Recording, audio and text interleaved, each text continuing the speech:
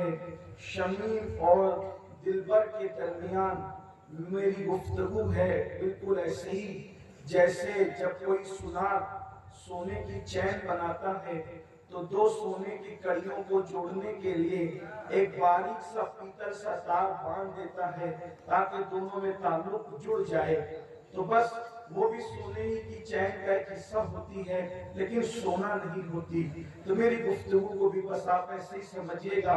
حضرت علامہ مفتی کریم صاحب قبلہ نے مجھے اشارے دیے ہیں بہت سارے عناوین کی طرف جو ہے وہ انہوں نے توجہ، یعنی خاص طور پر جو میرا مرکزی عنوان ہوتا ہے عام طور پر اس طرف رستے میں بھی احباب نے کہا کہ اس پر آپ کو گفتگو کرنا ہے۔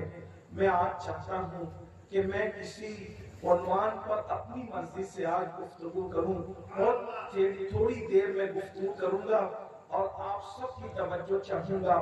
میرے بھائیوں، پوری دنیا کے اندر حالات تیزی کے ساتھ بدلتے جا رہے ہیں، ہر دن جو ہے وہ حالات کروٹ لے رہے ہیں۔ کہنے والے مفکرین کہتے ہیں پتہ نہیں اونٹ کس کروٹ بیٹھے گا اور آنے والے دنوں میں اہل ایمان کا مستقبل کیا ہوگا، لوگوں کے حالات کیا ہوں گے۔ ہمارے ملک کے حالات بھی تیزی کے ساتھ بدل رہے ہیں، ملک دنیاوی حالات بھی تیزی کے ساتھ بدل رہے ہیں۔ بعض مفکرین کہتے ہیں کہ دنیا تیسری عالمی جنگ کی طرف بڑھ رہی ہے۔ غرض کے لوگ اپنے اپنے اعتبار سے گفتگو کرتے ہیں، لیکن میں آپ کے سامنے عرض کروں ان حالات میں ہمیں کیا کرنا چاہیے، ان حالات میں ہماری ذمہ داری کیا ہے۔ ایک بات اچھی طرح میرے جوانوں یاد رکھو کہ بہت سارے لوگ ہمارے درمیان ایسے ہیں، وہ کون لوگ ہیں میں ان کو نہیں جانتا اور میں کسی کو ٹارگٹ کر کے گفتگو کرنے کو مناسب بھی نہیں سمجھتا، لیکن بہت سارے لوگ ایسے ہیں کہ جو چندہ مالداروں سے لیتے ہیں، نظر مالداروں سے لیتے ہیں، کانفرنس اور جلسے مالداروں کے پیسوں پر کرتے ہیں، مگر نہ جانے کیوں وہ مالداروں کو ٹارگٹ کرتے ہیں اور کبھی کبھی مالداروں کو اتنا ٹارگٹ کیا جاتا ہے کہ لوگوں کے دلوں کے اندر مال کی نفرت پیدا ہو جاتی ہے کہ مال بہت بری چیز ہے، مال ایسی چیز ہے، مال ویسی چیز ہے۔ لیکن آج کی اس گفتگو کے اندر میں اپنے جوانوں کو مختصر میں اتنی بات عرض کرنا چاہتا ہوں، مال بری چیز نہیں ہے۔ مال اگر عثمان غنی کے ہاتھ میں ہو تو اس سے جنت خریدی جا سکتی ہے، اور مال اگر فرعون کے ہاتھ میں ہو تو وہ جہنم کا کندہ بنتا نظر آتا ہے۔ اچھی طرح یاد رکھنا، ہاتھ بدلنے سے انداز بدلتے ہیں، نگاہیں بدلنے سے مناظر بدلتے ہیں۔ میرے آقا صلی اللہ علیہ وسلم نے ارشاد فرمایا کہ غربت کبھی کبھی انسان کو کفر تک لے جاتی ہے۔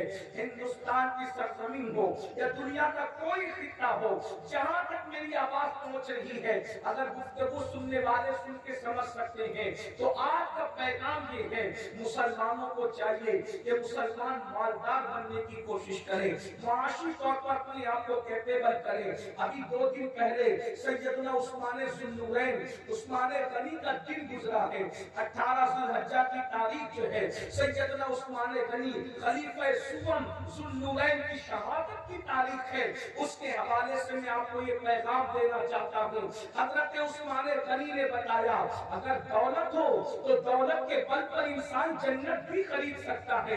آپ مجھے بتائیں پھر دولت سے نفرت کیوں ہے، دولت سے بغاوت کیوں ہے؟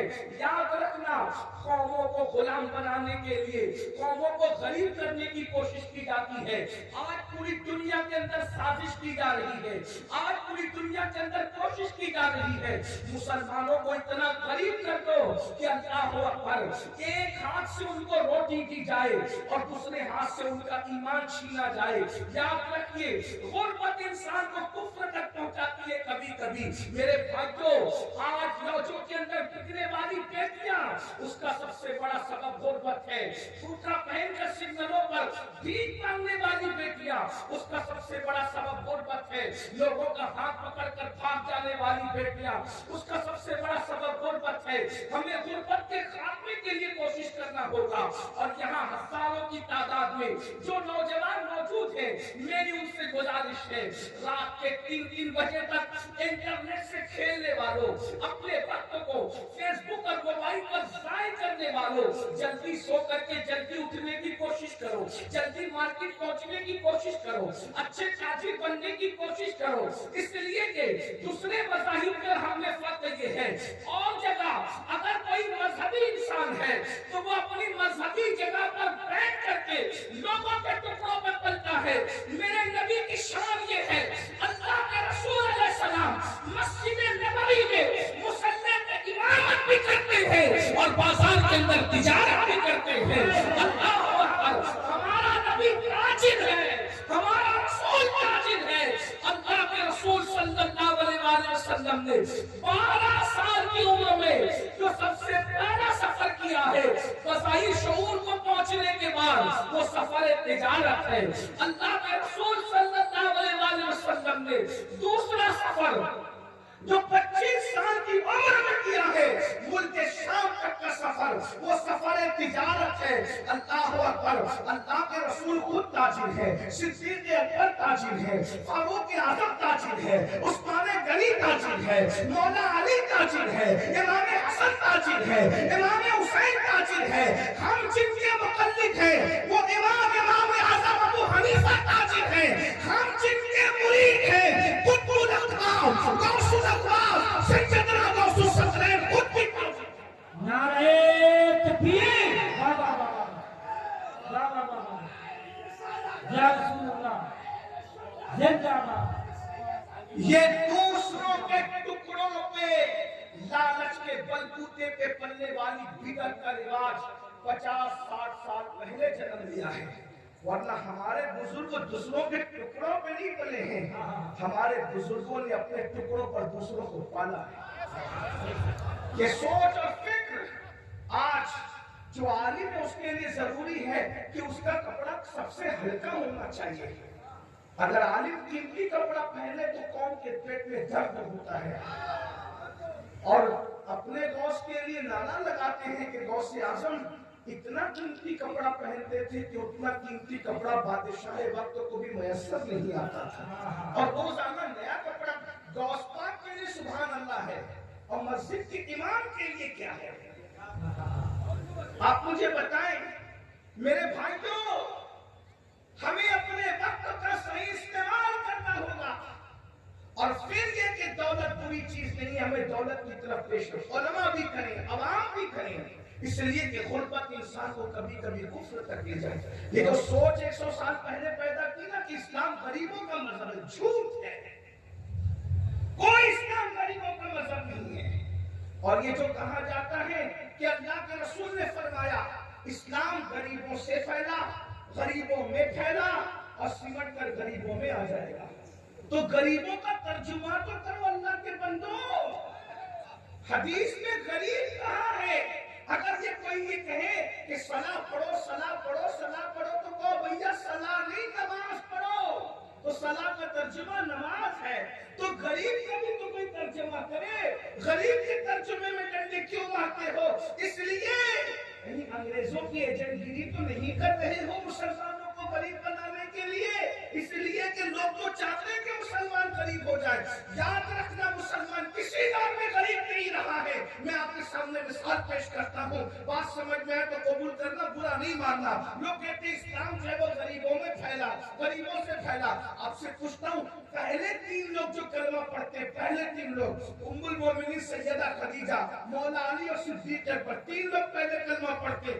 تینوں میں کون غریب ہے بتاؤ صدیق اکبر مکے کے سب سے بڑے تاجر ہیں ام المومنین خدیجہ الکبریٰ تو ملکہ تجار تھی اور مولا علی تو خاندانی مالدار تھے کون کہتا ہے کہ غریبوں میں پھر حضرت عثمان غنی مالدار تھے عبد الرحمن بن عوف مالدار تھے سیدنا فاروق اعظم دیکھو حالات کسی کے آگے پیچھے ہوتے رہتے ہیں حالات میں اتار چڑھاؤ ہوتا رہتا ہے لیکن میرے بھائیوں پھر یہ جو کہا گیا کہ اسلام غریب اردو میں الگ ہے اور غریب عربی میں الگ ہے اقبال نے بھی اردو اور عربی کے غریب کو بیان کیا کہتے ہیں غربت میں ہو اگر ہم رہتا ہے دل وطن میں تو غریبی کے مقابلے میں تو امیری ہے نا بات اگر سر کے اوپر سے جا رہی ہے تو آپ چپ ہو جائیں، اور اگر سمجھ میں آ رہی ہے تو مجھے احساس ہونا چاہیے کہ میں صحیح بول پا رہا ہوں، یعنی آپ کو سمجھ میں آ رہی ہے۔ بھائی گفتگو تو وہی ہے نا جو سمجھ میں آئے، ورنہ میں اپنی گفتگو کر کے چلا جاؤں، کوئی خطیب تو نہیں ہوں کہ میں خطابت کا سکہ جمع کر جاؤں، میرا کام نہیں۔ بات میری سمجھ میں آ رہی ہے؟ مشکل تو نہیں ہو رہی ہے؟ مشکل تو بہت معافی کے ساتھ آپ مجھ سے کی تقریب میں آئے ہو، اگر آپ مجھ سے یہ ذہن لے کر کے آئے کہ میں آپ کو یہ کہوں گا کہ ان کا چہرہ دیکھ کے جنت میں جاؤ اور ان کا چہرہ دیکھ کے جنت میں جاؤ، تو میں وہ آدمی نہیں ہوں۔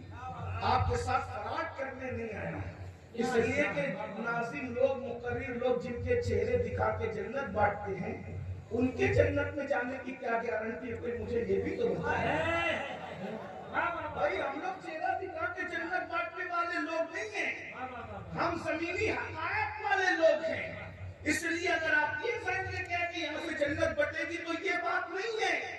آپ کو پہلے اپنی دنیا درست کرنی پڑے گی، تب آپ کی آخرت درست ہوگی۔ اس لیے میری بات اگر سمجھ میں آ رہی ہے سب کے، مشکل تو نہیں ہو رہی ہے؟ جس کو مشکل ہو رہی ہے ذرا ہاتھ اٹھا کے بتائیں کہ مشکل ہو رہی ہے۔ اگر آسان ہو رہی ہے تو ہاتھ اٹھا کے ذرا درود شریف پڑھ لیں۔ رب صلی وسلم دائما ابدا علی حبیبک خیر خلق کلہم، صلاۃ و سلام علیک یا سیدی یا جد بلند آواز سے درود شریف پڑھ لیں۔ اللہ رب محمد صلی اللہ علیہ وسلم، نحن عباد محمد صلی اللہ علیہ وسلم وعلی ذری و آلہ ابد الدہور وغیرہ۔ ایک بار پھر درود شریف بلند آواز سے پڑھیں سب لوگ، ممبر والے بھی درود شریف بلند آواز سے پڑھ لیں۔ اللہم صلی علی سیدنا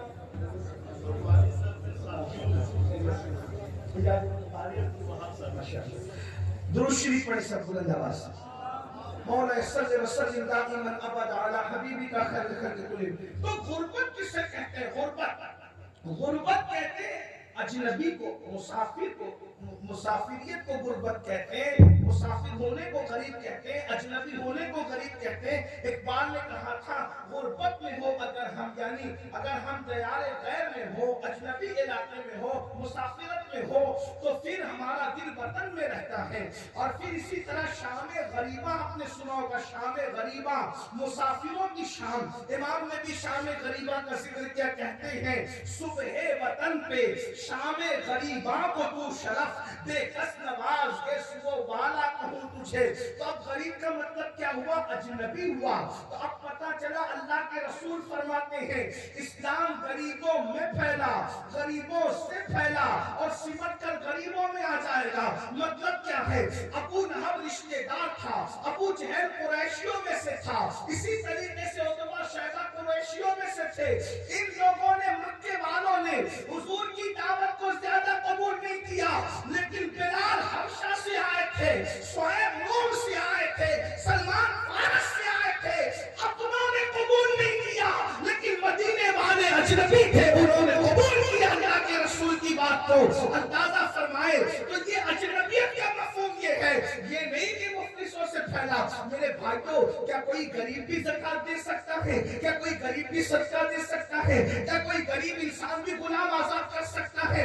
آپ مجھے بتائیں۔ اور رہی بات غربت کی، تو میں ایک مطالعہ اپنے علماء کے درمیان سبق سنانے کی نیت سے پیش کرتا ہوں، اگر غلط کہوں گا تو یہ میری اصلاح کریں گے۔ دیکھو حضور کے صحابہ کی تعداد ہے کم و بیش 1,25,000 یا 24,000، جتنی بھی تعداد ہے 1.25 لاکھ، لیکن مدینہ منورہ میں ہزاروں صحابہ رہتے تھے۔ ان ہزاروں صحابہ میں جو غریب صحابہ تھے، بظاہر مفلس، حالانکہ ان کو غریب اور مفلس کیا کہیں، وہ ہمارے آقایان نعمت ہے، لیکن عوام کو سمجھانے کے لیے وہ سب کہاں بیٹھتے تھے؟ وہ چبوترے پہ، مسجد نبوی کے چبوترے پہ آ کے بیٹھتے تھے۔ ذرا دھیان سے سننا، غریب صحابہ کتنے تھے بظاہر؟ وہ جتنے غریب تھے مدینہ منورہ کے، وہ مسجد نبوی کے چبوترے پہ آ کے بیٹھتے تھے۔ اب مجھے بتاؤ، جتنے سیرت نگار سب نے لکھا، ان کی تعداد کبھی 70 ہوتی اور کبھی 70 سے زیادہ ہو جاتی، یعنی پورے مدینے میں 70-80 سے زیادہ غریب صحابہ نہیں تھے۔ اب آپ مجھے بتائیں، جتنے غریب کے سب چبوترے پہ آ کر کے بیٹھتے تھے اور باقی کے لا لا کر کے دیتے تھے، اور ان میں کبھی تعداد گھٹ جاتی 70 سے، کبھی 70 سے بڑھ جاتی۔ اب آپ سے پوچھنا چاہتا ہوں، پھر یہ کس نے کہہ دیا کہ معاذ اللہ اسلام غریبوں کا مذہب ہے؟ اور اگر بات یہی ہے، ہمارے یہاں بھیک مانگنے کا سسٹم نہیں ہے، ہمارے یہاں زکات دینے کا سسٹم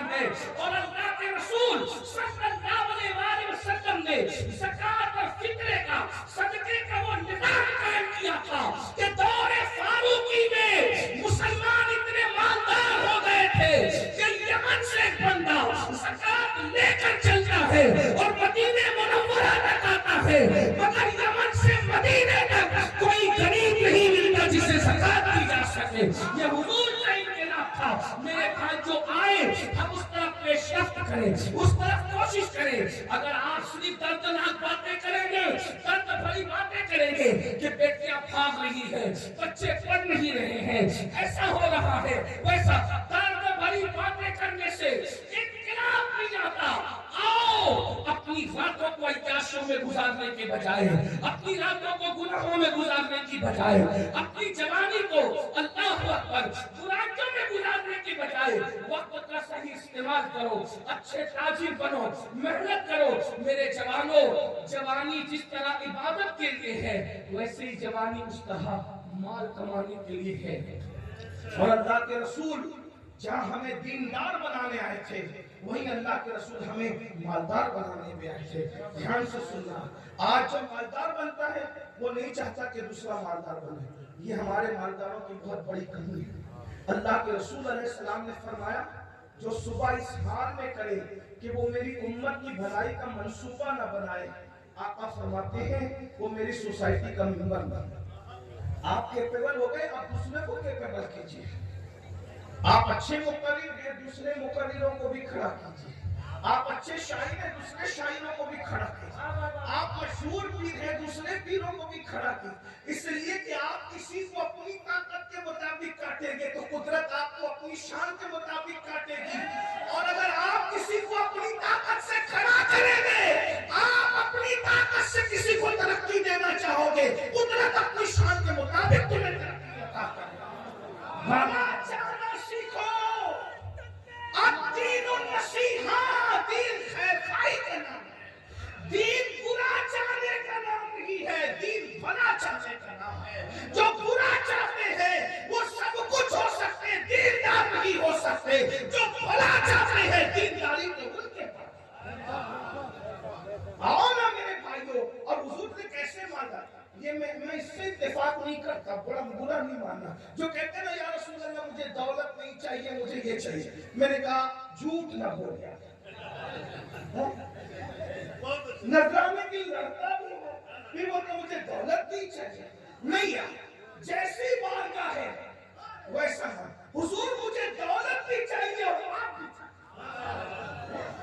اور دولت اس لیے چاہیے کہ آپ کے دروازے تک بار بار آ سکے. دولت اسباب ہے نا, دنیا عالمی اسباب. دوست اعظم مجھے دولت اس لیے چاہیے کہ میں کسی سیٹ کی گداگیری کر کے نہ کہوں کہ مجھے برکات پہنچا. میں اپنی دولت سے خود آپ کی چوکھٹ پہ آنا چاہتا ہوں, اس لیے مجھے دولت چاہیے.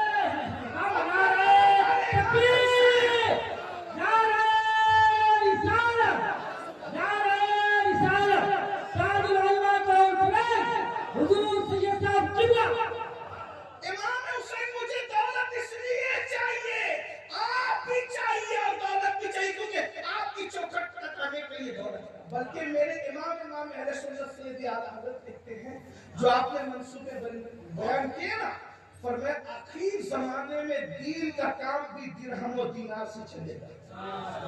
تو جب درہم و دینار سے کام چلے گا تو درہم و دینار چاہیے نا. تو اس کے لیے کیا کرنا پڑے گا؟ بھیکی مانگتے رہو گے, چندہ ہی مانگتے رہو گے. اللہ کے رسول نے چندہ نہیں مانگا, چندہ دینے والوں کو اسلام کا دائی بنانا. اور جب حضور نے جب بنایا نا عثمان غنی کو, دیکھو حضور نے جب تبوک پہ کہا لے آؤ اللہ کے نام پہ, تو صدیق اکبر پورا مال لے کر کے آئے. لائے نا, فاروق اعظم آدھا مال لے کر آئے, اور عثمان غنی شاید آپ نے ان کا دن بھی منایا نہیں ہو. مجھے شکایت آپ سے, ایک دو لوگوں کے منانے سے کیا ہوتا ہے میرے بھائی؟ پوری امت میں سناٹا ہے. جو غوث اعظم کے بھی غوث اعظم ہے, ان کے دل پر سناٹا ہے. بہت معافی کے ساتھ اپنے پیر کا دن تو مناتے ہو جو تمہارے پیروں کے بھی پیروں کی آبرو ہے, ان کا دن سناٹے میں گزر جاتا. ہماری قوم کو پتہ ہی نہیں ہے کہ ذوالحجہ کی کوئی تاریخ میں حضرت عثمان غنی, اور عثمان غنی کون ہے وہ بھی سن لو, جس کو 2 مرتبہ نبی کا داماد ہونے کا شرف حاصل ہے. دور آدم سے لے کے آج تک کسی کو یہ شرف حاصل نہیں ہے کہ ایک نبی کی 2 بیٹیاں کسی نے کے نکاح میں آئی ہو. حضرت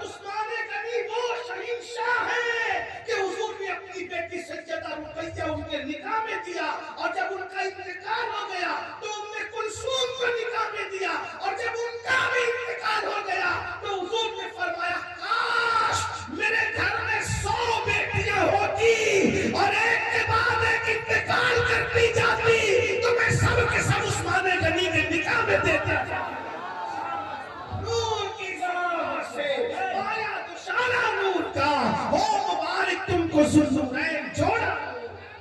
क्या हस्ती है उस्मान गनी, क्या हस्ती है जिसको 2 मरतबा दामाद रसूल होने का शरफ हासिल है। हुजूर जिनके ससुर है, सैयदा खदीजा जिनकी सास है, सैयदा फातिमा जिसकी निस्बती बहन है। सुनो, कहे तो सही, अंदाजा तो करे, बात दूर निकल। तो हजरत उस्मान गनी कितना लायक पता है? पहले कहा 100 ऊंट माल से भरे हुए मैं देता हूँ। फिर हुजूर ने कहा अल्लाह तुझे बरकत दे, कहा हुजूर 200 ऊंट देता हूँ। फिर हुजूर ने कहा अल्लाह तुझे बरकत दे सल्लल्लाहु अलैहि वसल्लम, कहा हुजूर 300 ऊंट देता हूँ। आकर का अल्लाह तुझे बरकत दे, कहा या रसूल अल्लाह 1000 ऊंट दिया, 70 घोड़े दिए और 1000 दिरहम दिए।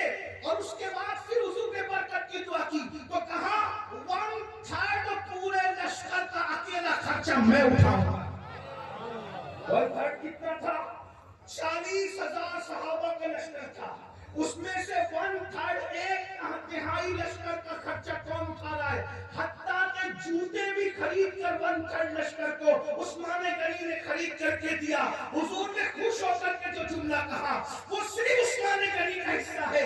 आका कहते उस्मान, आज के बाद तू कुछ भी करे तू जन्नत ही में जाएगा, कुछ भी कर तू जन्नत ही में जाएगा। ये दौलत सबब बनी कि नहीं बनी? दौलत सबब था। हुजूर ने जन्नत दिया भी और जन्नत बेचा। देखो, एक बार दिया, एक बार बेचा, बल्कि 2 बार बेचा जन्नत। जहां बानी अता करते हैं, बड़ी जन्नत हिबा करते हैं, नबी मुख्तार कुल हैं, जिसको जो चाहे अता करते। एक बार मुसलमानों को मीठे पानी की जरूरत थी, कुएं के मीठे पानी। कुएं का दौर था, तो उस तरह का आजकल का सहूलत का दौर नहीं था। तो मुसलमान कहने लगे हुजूर मीठे पानी वो यहूदी के पास। हुजूर ने फरमाया जो वो कुआं खरीद कर दे उसे मैं जन्नत देता हूँ। और उस्मान गनी आए, यहूदी ने कहा कि पूरा कुआं नहीं बेचूंगा, आधा बेचूंगा। आपने सोचा आधा कैसे बेचेगा? तो आधा इस तरह, एक दिन कुएं से हम पानी भरेंगे, एक दिन कुएं से तुम पानी भरोगे। 12,000 दिरहम देकर उस्मान गनी ने वो कुआं खरीदा।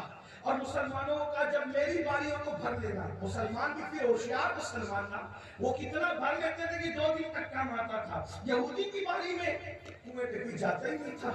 और फिर जैसी नियत वैसी बरकत। जब उस्मान की बारी आए तो कुआं लबालब भरा होता था। जब यहूदी की बारी आए तो फिर वो जलवे नहीं होते थे, तो थका तो उसने कहा ये आधा भी खरीद दो। तो कहा 12 में नहीं खरीदेंगे, तो कहा जितना तो कहा 8 में खरीदेंगे। इस तरह 20,000 में उस्मान गनी ने बीरे रोमा खरीदा। एक जुमला और आपको अर्ज कर दूं, लोग दुनिया में रहते हैं फिर भी गरीब हो जाते हैं, लेकिन उस्मान गनी दुनिया से चले गए जाहिरी तौर पर, अभी भी उस्मान गनी का माल मदीने मुनव्वरा में मौजूद है। उस्मान गनी के नाम की बिल्डिंगें जाकर के मदीने मुनव्वरा अल्लाह दिखाए तो देखना कि उस्मान गनी के नाम की बिल्डिंगें हरम में वक्फ है। उस्मान गनी का कुआं बीरे रोमा आज भी मदीने मुनव्वरा में मौजूद है। आखिर क्या वजह है? लोग दुनिया में गरीब हो जाते हैं। उस्मान गनी को गए हुए तकरीबन 1400 साल बीत गए। उस्मान गनी तो बज़ाहिर दुनिया में नहीं, मगर उनकी दौलत मौजूद है। वजह क्या है? जो अपनी दौलत के बल पर अय्याशियां करते हैं, अल्लाह उन पे गुर्बत मुसल्लत करता है। जो अपनी दौलत के बल पर किसी पे जुल्म करते हैं, अल्लाह उन पर गुर्बत मुसल्लत करता है। आज मुसलमानों के पास दौलत आए तो शैतानियत सूझती है, अफियत सूझता है, नाजायज ताल्लुकात सूझते हैं, गुंडे और मवादी दोस्त सूझते हैं, बुराइयां सूझती है। याद रखना, दौलत के नशे में अय्याशी करने वालों, जो देना जानता है वो छीनना भी जानता है, जो देना जानता है वो लेना भी जानता है। हैरत की बात ये है, थोड़ी सी दौलत मिल जाए तो आबादी करते हो, थोड़ी सी दौलत मिल जाए अय्याशी करते हो, थोड़ी सी दौलत मिल जाए जराइम करते हो। आओ, उस्मान गनी की फिक्र क्या थी जो आज उनकी दौलत बाकी है? क्या फिक्र थी? मैं बात अब समझ गई। एक सहाबी अल्लाह के रसूल के पास आए, कहले या रसूल अल्लाह मेरी बेटी की शादी है, इंतजाम नहीं हुआ है। अल्लाह के रसूल ने फरमाया उस्मान के पास जाओ और मेरा नाम कहना उस्मान को, वो तुम्हारी मदद करेगा। ध्यान से सुनना इस बात को। इसके बाद एक बात और करूंगा, बात पूरी कर दूंगा। ध्यान से सुनना।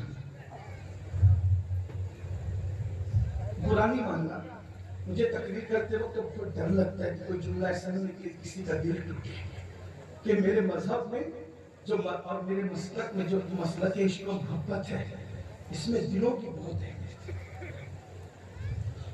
ہمارے پاس کوئی آتا ہے نا مدد کے لیے، حضرت میری بیٹی کی شادی ہے، ہم کیا کہتے ہیں؟ اللہ آسان کرتے ہیں، اللہ انتظام کرتے ہیں۔ بس ان زنانہ دعاؤں سے کوئی کام نہیں ہو سکتا۔ اللہ کے رسول کا طریق یہ تھا، حضور نے صرف دعا نہیں دی، راستہ بتایا کہ میرے مرید عثمان کے پاس جاتا، تو اپنے بھی کچھ ہونے چاہیے نا، کہ جس سے ہم اپنی صرف جیب بھرنے کے بجائے کچھ لوگوں کا بھی بھلا کریں۔ غزل نہیں پڑھ رہا ہوں میرے بھائی، میں غزل نہیں پڑھ رہا، میرا مزاج الگ ہے، میں فقیر ہوں۔ یہ یا تو شاعروں سے کروائیے گا یا تو مقرروں سے، جو نکل گیا دل سے وہ نکل گیا، نہ یہ کسی کو چڑھانے کے لیے ہے نہ کسی کو چڑھانے کے لیے، بس اس کا مقصد ایک ہے، جو پیا کو پائے اختر وہ سبحانہ راہ ہے، جس میں نہ خوش ہے پیا وہ راگنی اچھی ہے۔ یہ جو نذرانوں کا سسٹم تھا نا، اس لیے تھا کہ جو قوم کے قائدین مشائخ یا اہل علم ہیں وہ مالدار اور غریبوں کے درمیان ایک پل بنے، ادھر سے لے اپنی ضرورت بھی پوری کریں اور ضرورت مندوں کو دے دیں۔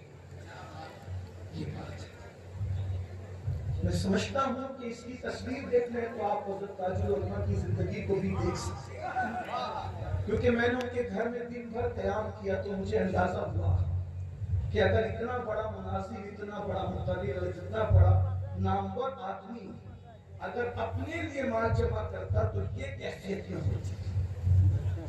یہ بات ہے، ورنہ آج کل تو چھوٹا موٹا آدمی بھی حویلیوں میں رہنا پسند کرتا ہے۔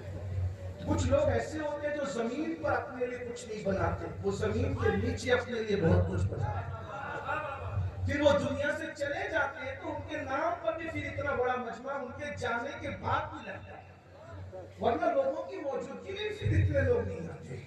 تو یاد رکھیے گا، ذرا اچھی طرح یاد رکھیے گا، اللہ کے رسول سے صرف ہمیں دعائیں نہیں دینا، ہمیں دعا بھی کرنا ہے۔ اللہ کے رسول سے بڑھ کر دعا دینے والا کون تھا؟ حضور کو دعا نہیں جامع دعا، اور حضور کی دعا کی شان بتاؤں، میرے امام کہتے ہیں جب حضور دعا کرتے ہیں سب کی دعائیں اجابت کو تلاش کرتی ہے، اور اجابت جھک کر مصطفیٰ جان رحمت کی دعاؤں کو گلے لگاتی ہے۔ جملہ ذہن نشین کر لے، جس کے لیے اجابت جھک جائے اسے دعائیں مصطفیٰ جان رحمت کہتے ہیں۔ عنایت کا جوڑا، اجابت کا صحرا، دلہن بن کے نکلی دعائیں محمد، اجابت میں جھک کر گلے سے جاؤ کسی عاشق سے پوچھنا کہ اجابت کا جھکنا کس کو؟ اگر امام رحمت اللہ کی بجائے کوئی ننگا دھڑنگا جاہل صوفی ہوتا تو بیٹھ جاتا، لیکن فقاہت بھی بول رہی ہے اور تصوف بھی بول رہا ہے، اس شان سے اجابت میں جھک کر، ورنہ جاؤ کسی اہل زمان سے پوچھو کہ اجابت کا جھکنا کس کو؟ اجابت نے جھک کر گلے سے لگایا بڑی ناز سے جب دعائیں، جس کی دعا پر اجابت جھک جائے، جس کی دعا پر اجابت جھک جائے، جس کی دعا پر اجابت جھک جائے اسے دعائے مصطفیٰ کہتے ہیں۔ لیکن صرف دعا پہ اکتفا نہیں کیا، بلکہ حضور نے دعا دی اور ہمیں بتایا۔ آج بیٹیاں بھاگ رہی ہیں، ہم نے کیا دعا کی؟ صرف تقریروں سے مسئلہ حل ہوگا؟ سیٹوں کے عنوان دینے سے مسئلہ حل ہوگا؟ ہمیں بھی تو کوئی دعا کرنا ہے نا۔ ہمارا حال تو یہ ہو گیا ہے کہ پیر کی قبر پر ہم 1 لاکھ کی چادر تو چڑھا سکتے ہیں، لیکن 1000 روپے کا دوپٹہ کسی غریب کی بیٹی کے سر پہ نہیں لگا سکتے۔ آپ مجھے گالی تو دو گے، لیکن میں چادر چڑھانے کا مخالف نہیں ہوں۔ میں بس اتنا کہنا چاہتا ہوں کہ میرا پیر اگر جنتی ہے تو اسے میری 1,00,000 کی چادر کی ضرورت نہیں ہے، 1,000 کی چادر بھی میں اس کی قبر پر چڑھا دوں گا اور 99,000 بچا کر کسی غریب کی بیٹی کے ہاتھ میں مہندی لگوا کر اسے عزت کے ساتھ شادی کر کے اس کے گھر رخصت کروا دوں، تو اس سے زیادہ خوشی میرے پیر کو ہوگی۔ کیوں؟ اس لیے کہ جو اصلی پیر ہوگا، جب وہ دنیا میں رہ کر اس نے خود کرنا چاہا تو قبر میں جانے کے بعد اس نے کون سی چادر پہ اترانا ہے؟ میرے آقا علیہ السلام کے پیارے دیوانوں، بہت معذرت کے ساتھ، بڑی معافی کے ساتھ، لیکن آج تو تمہارا حال یہ ہو گیا ہے، اللہ اکبر، عرسوں کے نام پر تم لڑکا لڑکی کا مقابلہ کرواتے ہو، قوال اور قوالن کا مقابلہ کراتے ہو۔ بمبئی کے سیٹ لوگ آ رہے ہیں، بنارس کے سیٹ لوگ آ رہے ہیں، کلکتہ کے سیٹ لوگ آ رہے ہیں اور نچنیوں کے عرس کے نام پہ لاکھوں اڑا رہے ہیں۔ یہ لاکھوں اڑانے والے کیا بیٹیوں کی شادی پہ خرچ نہیں کر سکتے عرس کے نام پہ؟ کیا عرس ایسے نہیں ہو سکتے کہ کوئی عرس بھی ہو اس میں 11 بیٹیوں کا، غریب بیٹیوں کا نکاح بھی ہو، اجتماعی طور پر ان کی شادیاں بھی ہو؟ ایسا نہیں ہو سکتا کہ کچھ بچوں کا پیر و مرشد کے نام پر پڑھائی کا خرچہ ہم اٹھا لیں تاکہ چند بچے پڑھ لکھ لیں؟ ایک فرد پڑھے گا 3 نسلیں سمجھ جائے گی۔ میرے بھائیوں، عرس جو ہے صرف چادر کھاکر اور صندل اور جھیل کا نام نہیں ہے، عرس جو ہے اس بزرگ کے مشن کو زندہ کرنے کا نام ہے، اس بزرگ کے نظریات کو دہرانے کا نام ہے، اس بزرگ سے تجدید وفا کا نام ہے، اس بزرگ نے جس طریقے سے زندگی گزاری ہے اس پیغام کو عام کرنے کا نام ہے۔ عرس کی بہترین تشریح امام اہل سنت نے کی کہا، تیرے غلاموں کا نقش قدم ہے راہ خدا، وہ کیا بہک سکے جو یہ سراغ لے کے چلے، لحد میں عشق رخ شہ کا داغ لے کے چلے، اندھیری رات سنی تھی چراغ لے کے چلے۔ آج ہماری بیٹیاں لوجوں میں نہ بھگتی، اگر ہم اپنی قوم کی بیٹیوں کو پرائیورٹی دیتے، مدد کرنا سیکھو، امداد کرنا سیکھو۔ میرے بھائیوں، میں یہ نہیں کہنا کہ عرس نہ کرو، عرس کرو لیکن اس طرح کرو جیسے غریب نواز نے خواجہ عثمان حلوانی کا عرس کیا، قطب الدین بختیار کاکی نے غریب نواز کا عرس کیا، جیسے یہ عرس بھی آپ دیکھ رہے ہیں۔ الحمدللہ یہاں کوئی خرافات نہیں ہے، اللہ رسول کا ذکر ہے، پیغام دیا جا رہا ہے۔ میرے بھائیوں، تو عرض یہ کرنا چاہتا تھا، درد بھری تحریر سے، درد بھری تقریر سے امت کے مسائل حل نہیں ہوں گے، ہمیں میدان عمل میں اترنا ہوگا، ورنہ یاد رکھنا، جلسہ سننے والے جوانوں اچھی طرح یاد رکھو، اگر قوم کی بیٹیوں کے بھاگنے کی تم نے ویڈیو کیا وہ واٹس ایپ پہ شیئر کی اور فیس بک پہ شیئر کی اور سمجھا تم بہت بڑے مسلمان ہو، تم چھوٹ نہیں سکتے۔ کل میدان محشر میں مصطفیٰ جان رحمت دامن پکڑ کے پوچھیں گے، میری امت کی بیٹیاں لوجوں میں بک رہی تھی اور تم اپنی بیٹی کی منگنی پر لاکھوں روپے خرچ کر رہے تھے، تم اپنے پیروں کے عرس پر لاکھوں روپے نچنیوں پہ اڑا رہے تھے، تم اپنے بیٹوں کی شادیوں میں 50 لاکھ روپے خرچ کر رہے تھے، بتاؤ حضور کو کیا جواب دو گے؟ عشق رسول کو کیسے ثابت کرو گے؟ اس لیے یاد رکھنا، امت کی فکر کرو، سب سے بڑی رسول اللہ کی سنت ہے فکر امت۔ حضور دنیا میں تشریف لائے، رب حبلی امتی کہتے، پوری زندگی رب حبلی امتی کہا، اور جب دل قبر میں آرام کے لیے رکھے گئے تو اس وقت بھی حضور نے رب حبلی امتی کہا، اور جب اٹھیں گے تو امتی امتی کہتے اٹھیں گے۔ خدا کے لیے خیال کر لو۔ تو یاد رکھیے، میں عرض یہ کر رہا تھا، عثمان غنی کی طرف حضور نے بھیجا، جاؤ عثمان کے پاس۔ وہ صحابی آئے حضرت عثمان غنی کے پاس، تو دیکھا کہ عثمان غنی کسی کو ڈانٹ رہے ہیں، بڑے نرم دل آدمی تھے لیکن کسی کو ڈانٹ رہے ہیں۔ کان لگانے والے نے کان لگایا تو سنا، وہ تم نے اتنا نمک کیوں سالن میں ڈالا؟ چند کھڑے اگر بچا لیتا تو کل کو کام آتے۔ وہ وہیں سے پلٹ گئے، یا اللہ کس کے پاس میں آ گیا جو نمک کے کھڑوں کا بھی حساب کتاب رکھتا ہو، وہ میری کیا مدد کرے گا؟ لوٹ گئے۔ میں مفہوم عرض کر رہا ہوں تشریح کے ساتھ، بطور مفہوم۔ حضور نے میں گئے نہیں، حضور گیا تھا، ہمت نہیں ہوئی صلی اللہ علیہ وسلم۔ پھر میں آ کر جاؤ ان سے کہو، پھر آئے تو کسی اور کو ڈانٹ رہے ہیں، اب کان لگایا، اور تو نے چراغ کی بتی اتنی بڑی کیوں کی؟ تھوڑا سا تیل بچ جاتا تو کل کو جو تیل کے قطروں کا حساب رکھے وہ مجھے کیا مدد کرے گا؟ پھر لوٹ گئے۔ آقا نے میں گئے نہیں، حضور گئے ہمت کا، جاؤ تو صحیح۔ اب آئے تو عثمان غنی سرکار نے خود دیکھ لیا، اب ادھر آؤ کیا بات ہے، تم آتے جاتے ہو، کیا بات ہے بات بتاؤ۔ تو حضور آتا جاتا ہوں ہمت نہیں ہوتی، حضور نے تمہیں سلام کہا تھا، میرے مالک کے سلام کا، میرے آقا نے سلام کہا، بات بتاؤ؟ کہ بات یہ ہے کہ میری بیٹی کی شادی ہے۔ حضور کے پاس گیا تھا، آپ کے پاس بھیجا، آقا نے بھیجا، ادھر آؤ، ہاتھ پکڑا اور لے گئے اور تجوریوں کے دروازے کھول دیے، میں جو چاہو لے لو۔ لیکن آج ہماری قوم بھی اتنی لالچی ہے کہ اگر ان کو جو چاہو لے لو تو بچنا کیا ہے؟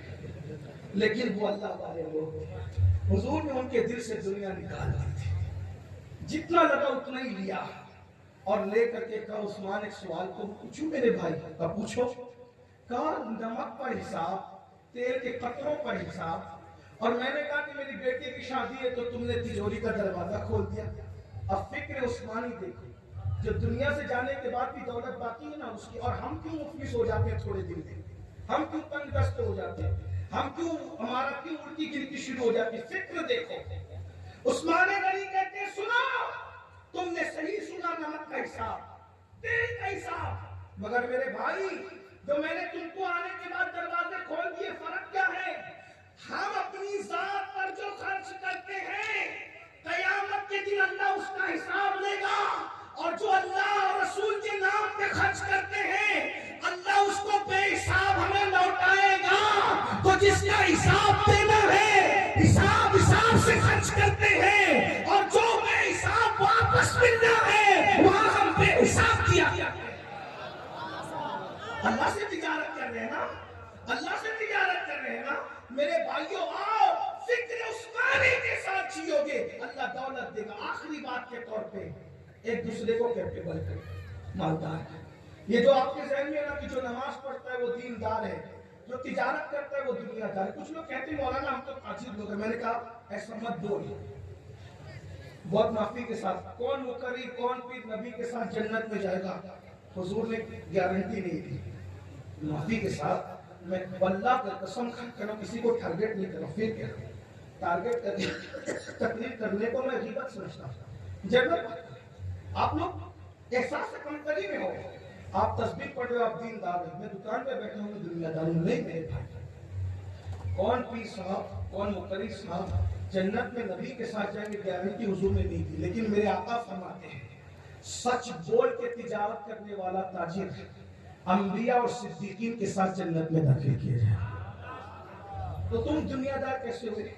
اگر تم اپنے بچوں کو محتاجی سے بچانے کے لیے، ان کا ایمان بچانے کے لیے مارکیٹ میں بیٹھے ہو اور فرائض اور واجبات کی پابندی، ایسا نہیں کہ مارکیٹ میں بیٹھے ہو نماز نہیں پڑھ دو، یہ نہیں، نماز کی پابندی کے ساتھ، فرائض و واجبات کی پابندی کے ساتھ، دیانت داری کے ساتھ اگر تم تجارت کر رہے ہو تو تم بھی دیندار ہو، اور ایسے دیندار حضور فرماتے ہیں انبیاء اور صدیقین کے ساتھ جنت میں جاؤ گے۔ جو آخری بات کے طور پہ کہہ رہا تھا وہ سن لیں، حضور مالدار دیندار بنانے کے ساتھ مالدار بنانے، مشہور واقعہ ہے۔ حضور علیہ السلام نے ایک صحابی، جوان صحابی کا ہاتھ چوما، سن لیں بطور مفہوم پڑھ رہا ہوں۔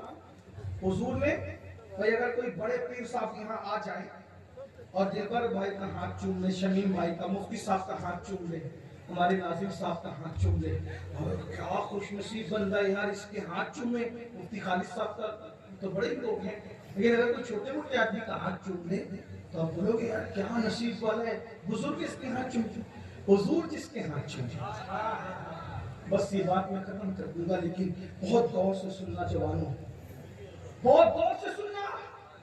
یہ رات بھر کانوں میں ایئر فون لگا کر جو دانوں میں تم اپنی جوانی ضائع کر رہے ہو، زنا کی فلمیں دیکھنے میں جوانی ضائع کر رہے ہو، لڑکیاں چھیڑنے میں اور ناجائز دوست کے گھنٹوں سے بات کرنے میں جوانی ضائع کر رہے ہو، یہ جوانی لوٹ کے نہیں آئے گی۔ جہاں گناہ ہے وہاں فنا ہے۔ زنا کرو گے تو عمر بھی کٹے گی، حسن بھی کٹے گا، اور دولت بھی کٹے گی، اللہ تمہیں تنگ دست کر دے گا۔ اگر دولت مند بننا ہے تو گناہ سے نکلنا پڑے گا، دولت مند بننا ہے تو وقت کو برباد کرنے کی بجائے وقت کا صحیح استعمال کرنا پڑے گا، اور اگر دولت مند نہیں بنو گے تو تمہارے بچوں کا کیا حشر ہوگا آنے والے دنوں میں کچھ نہیں کہہ سکتے۔ تمہیں تو غلام بنانے کا منصوبہ بن چکا ہے، شاید تمہارے بچوں کو ٹوائلٹ صاف کرنے کی نوکری بھی نہ ملے، اتنے بدترین منصوبے بن چکے ہیں۔ میں بددعا کے طور پہ نہیں کہہ رہا ہوں، تمہاری داستان تبدیل نہ ہوگی، داستان سنبھل جاؤ، سدھر جاؤ،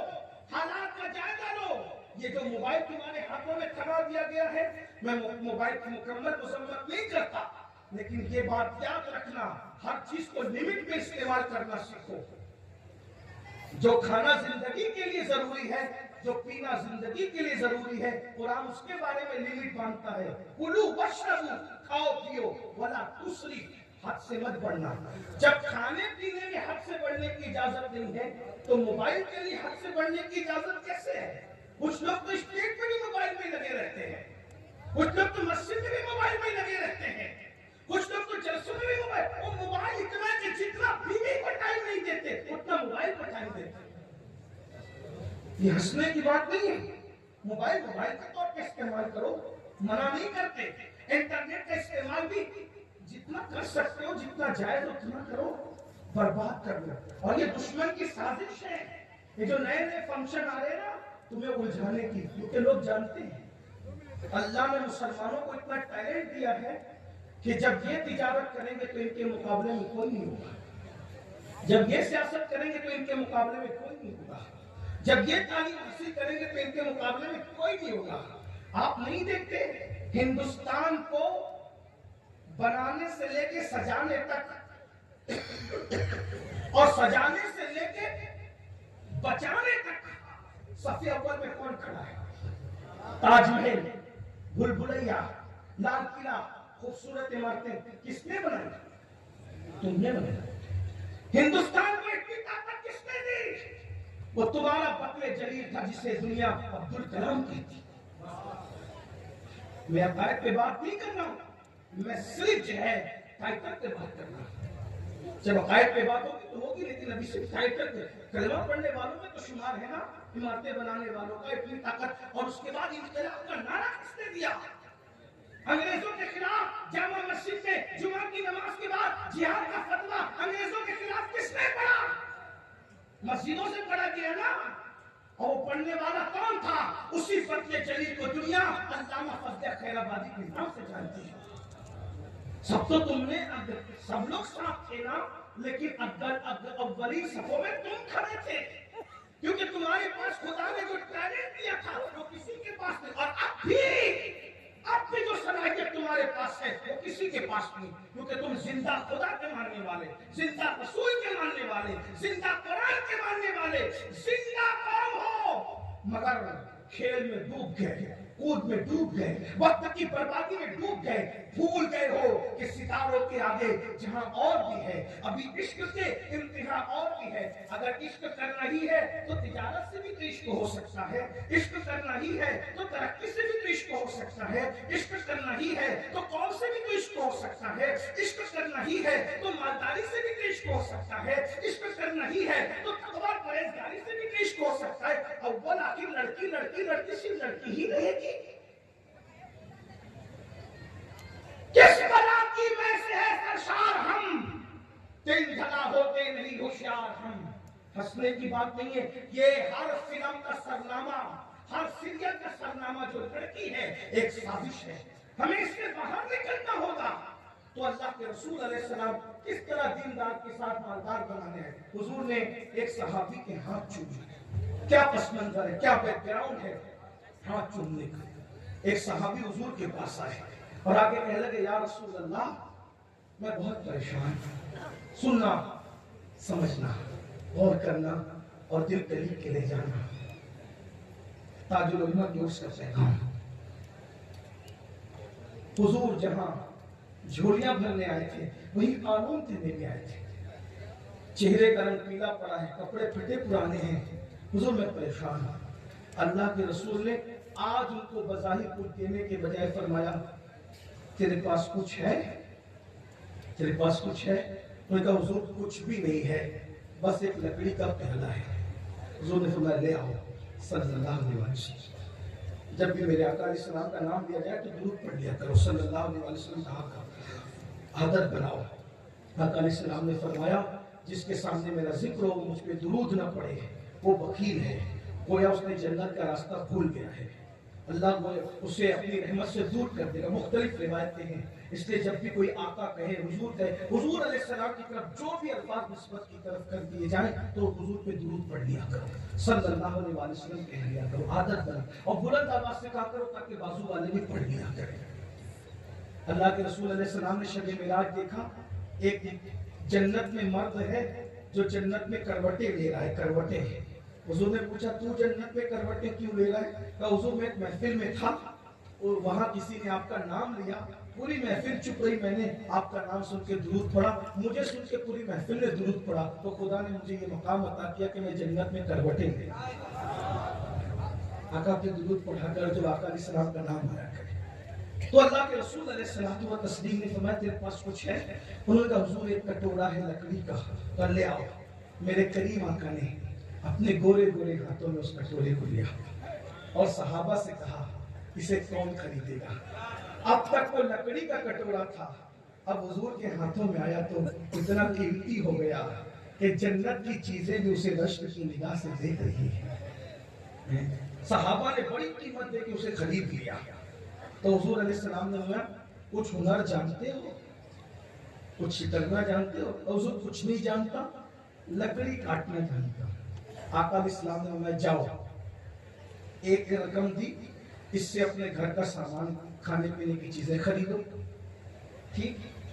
اور حضور علیہ السلام نے ایک رقم دی، فرمایا اس سے کڑہاڑی کا اگلا سرا ہوتا ہے وہ جو لوہے کا ہوتا ہے کاٹنے والا، اور وہ خرید کے لاؤ. وہ خریدنے کے لیے گئے، حضور نے کڑہاڑی بنا کے ان کے ہاتھ میں دی، فرمایا محنت میں برکت ہے، جاؤ کماؤ اور دعا دی اللہ تمہیں برکت ہے. وہ کڑہاڑی لے کر گئے اور چند دنوں کے بعد اب جب واپس آئے تو ان کا چہرہ پیلا نہیں تھا، سرخ تھا. کپڑے پھٹے ہوئے نہیں تھے، کپڑے اچھے تھے.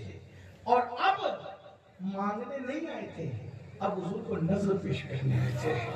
دیکھا یہ انقلاب تھا، یہ تبدیلی تھی. ہم اپنی قوم کو کب تک بھکاری بنا کے رکھیں گے؟ اور پھر جب وہ آئے حضور کو کچھ نظر پیش کرنی چاہیے. اللہ کے رسول علیہ السلام نے صحابہ سے فرمایا اس کو پہچانا؟ صحابہ نے کہا جی یا رسول اللہ. یہ کٹورے والے صحابین جو کٹورا جن کا فروخت ہوتا تھا، ہاں. کہ دیکھو حالات بدل گئے. حضور نے نظر تو ان کی نہیں لی، یہ کہہ کے اللہ تمہیں برکت دے، اپنے بچوں پہ اس کو خرچ کرو، لے جاؤ اس کو. اور اس کے بعد فرمایا کیا حال ہے؟ کہا حضور آپ کی دعا کی بڑی برکت ہے.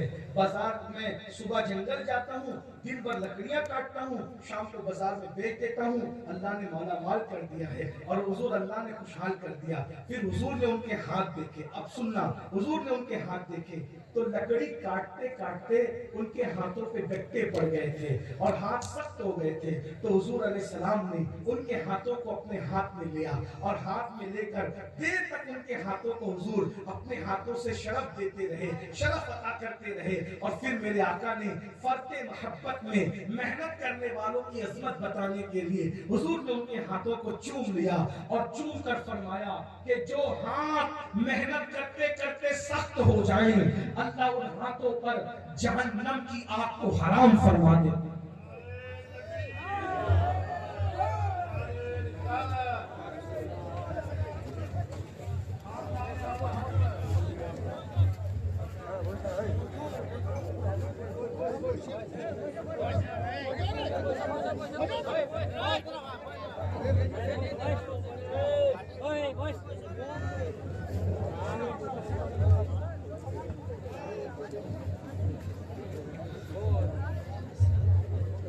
السلام